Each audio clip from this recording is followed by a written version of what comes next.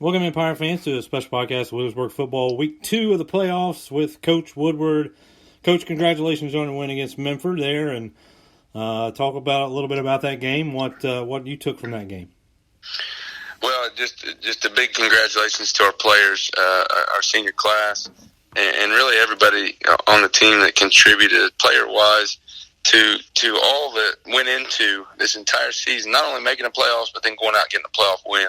You know, I had a coach, I mentioned this on another interview I did this week. I had a coach that reached out to me and said, never take it for granted. Making the playoffs is huge.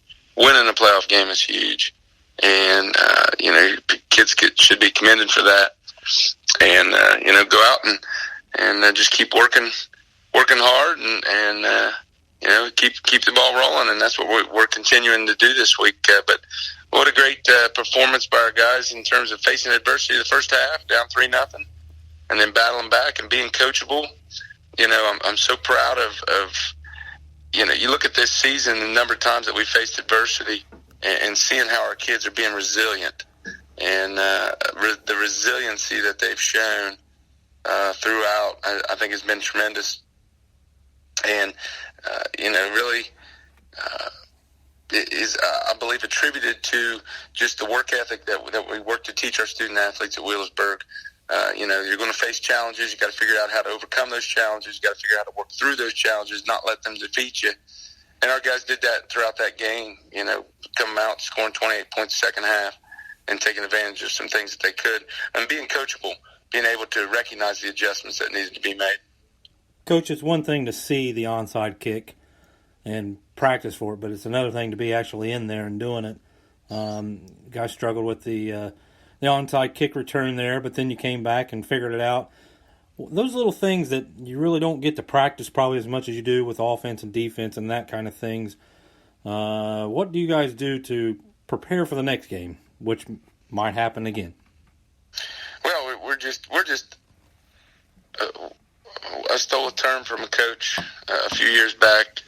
We have a toolbox, and we look to fill that toolbox with as many tools as we can, because you never know in a situation.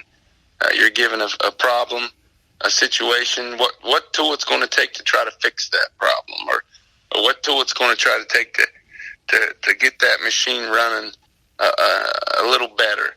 And we practice as many tools as we can fit from an offensive standpoint, defensive standpoint, secondary standpoint,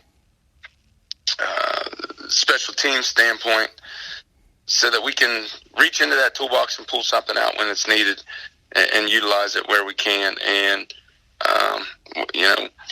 sometimes we work on things maybe we saw throughout the week that maybe, given the situation, we could utilize. Maybe, if the opponent does this or that we can work on. But the thing is how our kids execute it.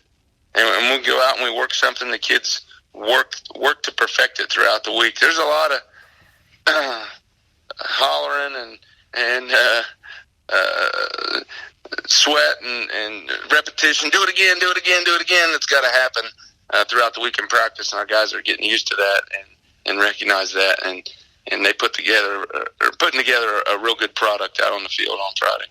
Last week, you guys had a couple days off, and I've heard some people say that might get you out of routine, but you're back in school this week. Do you feel like any days off during the week throughout, maybe not even this past week, but weeks past before, you feel like kids need to be in routine to have good practices? I used to.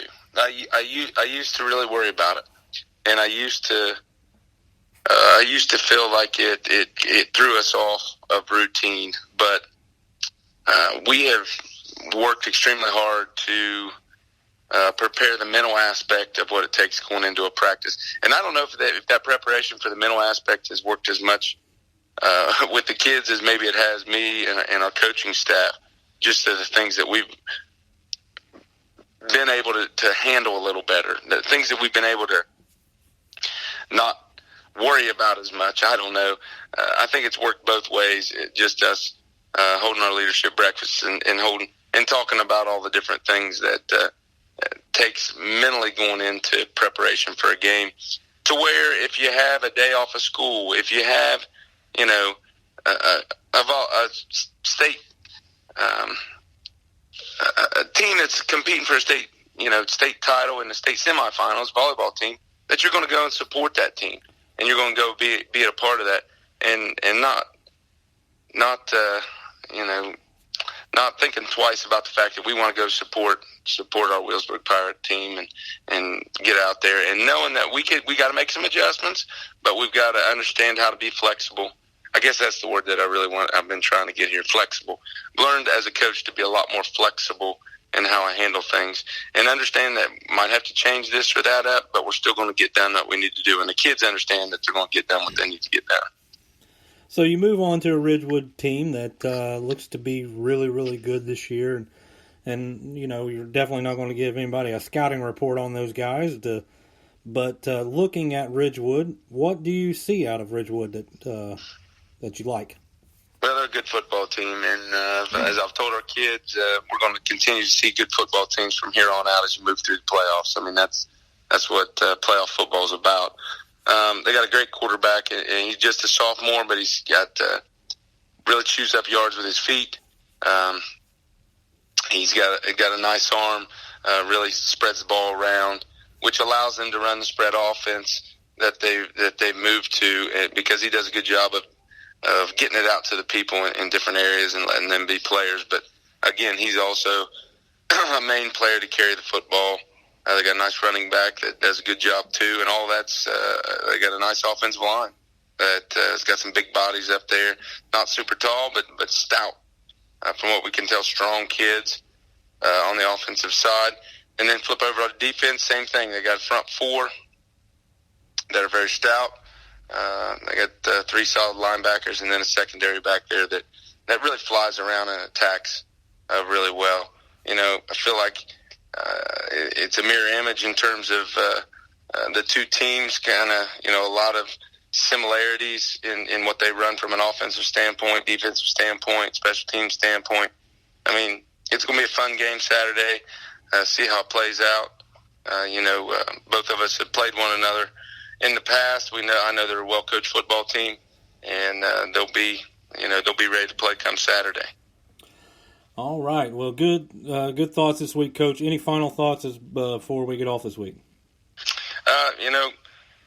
Just as always, looking forward to the Pirate Nation coming out and supporting our guys. I'm looking like the weather conditions are going to be better than what they were early in the week in terms of the cold and snow that we had. I think it's going to be, nice during the day. It'll be a little colder at night, but the Lancaster site, look to fill those stands and excited to have our guys feeding off the energy that I know our Pirate fans can bring. Coach, I saw somewhere they might have a send-off for some of the players if anybody wants to attend that. Yeah. We look to it's kind of become a tradition for us. We Pirate fans come out and line the field as we go out and load the buses, and we'll be loading around 2:15 on Saturday. And so looking forward to anybody that wants to come out. And little fellers coming out, I love to go through that little tunnel and slap fives and see people. And I know our kids love to see that too, and load up and fans can, follow us right up the road there and maybe get them something to eat while we're getting ourselves prepped for the game and go out and watch a great high school football game, 7 o'clock, and come out and support. That's Coach Rob Woodward with this week's thoughts of Wheelersburg and the Ridgewood matchup. It is going to be at Lancaster this Saturday evening, 7 o'clock kickoff. Hopefully you guys can get up there. We want all the Berg fans to be there. If not, tune in to BergFan.com. We'll have play-by-play action for you. Thank you, Coach, for taking your time this week. Thank you, Gene. Go Berg.